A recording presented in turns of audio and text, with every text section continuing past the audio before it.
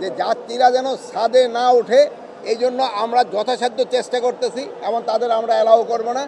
কোনো ধরনের আমার মনে হয় সমস্যা হবে না, যাত্রীরা যেন নির্বিঘ্নে যেতে পারে সব ধরনের প্রস্তুতি নেওয়া হয়েছে এবং আমি আশা করব আল্লাহ দিলে যাত্রীরা নির্বিঘ্নে যেতে পারবে। এই পর্যন্ত 31টা ট্রেন ছেড়ে গেছে, এর ভিতরে 4টা কি 5টা ট্রেন হয়তো 5-6 মিনিট লেট হয়েছে, অন্য ট্রেনগুলি কোনো লেট হয় নাই।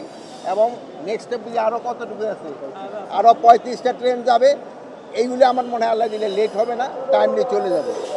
এবার দেখেন যে টিকিটের এরকম কোনো কালোবাজারি হয় নাই, তবে স্ট্যান্ডিং টিকিট তো 25%, তো 25%-এর বেশি অনেক সময় স্ট্যান্ডিং টিকিটে যে লোকজনে করে, এতে একটু সমস্যা হয়। তা আপনারা বলবেন যে স্ট্যান্ডিং টিং 25%-এর উপরে যেন না দেওয়া হয়, আমরাও বলে দিব, আপনার লোকজনকে বলবেন। স্যার আমাদের একটা রিকোয়েস্ট হচ্ছে যাত্রী ছাদে না ওঠাটা আমরা এটা আর আরেকটা হলো ভাই যেটা বলছে যে যাত্রীরা যেন ছাদে না ওঠে, এই জন্য আমরা যথাসাধ্য চেষ্টা করতেছি এবং তাদের আমরা অ্যালাউ করবো না। আপনারাও লোকজনকে একটু সচেতন করবেন যেন লোকজনে ছাদে না ওঠে। কমলাপুর থেকে না হলে আমরা দেখেছি বিমানবন্দর থেকে ছাদে ওঠে যাত্রীরা, তো সেক্ষেত্রে কি ব্যবস্থা নেওয়া হবে? বিমানবন্দরে আমরা ইনস্ট্রাকশন দিয়ে দিব যেন ছাদে যাত্রীরা না ওঠে। সারা দেশের বিভিন্ন জায়গা থেকে ঢাকার উদ্দেশ্যে যে পশুবাহী ট্রাকগুলো আসছে ঘাটগুলোর জন্য, আমরা কিন্তু অভিযোগ পাচ্ছি যে পথের মধ্যে যে ঘাটগুলো বসে সেখানে জোর করে নামিয়ে দেওয়া হচ্ছে, এবং অভিযোগ আপনারা পেয়েছেন কিনা? আমি এরপরে আমি যাব একটা যে আমাদের যে কোরবানির হাট যেটা করা হয়েছে ওইগুলি দেখার জন্য, এই অভিযোগ যেন না হয় এই জন্য কিন্তু আমরা আগে একটা ব্যবস্থা নিয়েছি। আমরা প্রতিটা ট্রাকের ভিতরে বলে দিছি তারা কোন বাজারে যেতে চায় বা কোন হাটে যেতে চায় ওইটা লেখা রাখবে।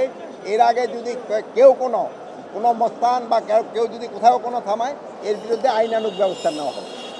মাননীয় উপদেষ্টা একটা প্রশ্ন, সেটা হচ্ছে আমরা দেখতেছি যে টিকিট কালোবাজারে আগে ব্যাপক আকারে ছিল, সেটা এখন কমেছে অনলাইনে হওয়ার কারণে। অনলাইনে হলেও সেখানেও একটা কালোবাজারির অভিযোগ আছে, হ্যাঁ, সেটা নিয়ে আপনি কি বলবেন?